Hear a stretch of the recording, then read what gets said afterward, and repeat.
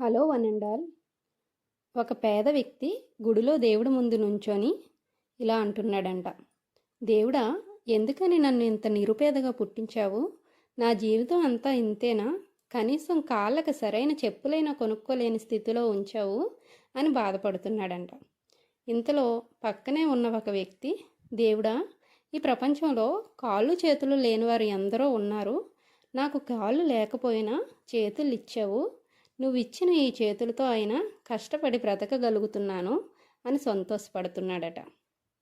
కాళ్ళకి సరైన చెప్పులు లేవని బాధపడే పేదవాడు, కాళ్ళు లేకపోయినా కనీసం చేతులున్నాయని సంతోషపడే కుంటివాడిని చూసి సిగ్గుపడ్డాడట. అలాగే మనం కూడా మన దగ్గర లేని దానికోసం ఆరాటపడుతూ ఉన్న వాటికి విలువనివ్వకుండా గడిపేస్తాం. అది మనిషి అయినా వస్తువైనా. దేవుడు మనకి ఏదైనా ఇచ్చాడంటే అది మనకు చాలా అవసరమేమో. ఒకవేళ దేవుడు మనకి ఏదైనా ఇవ్వలేదు అంటే అది మనకి అనవసరమేమో.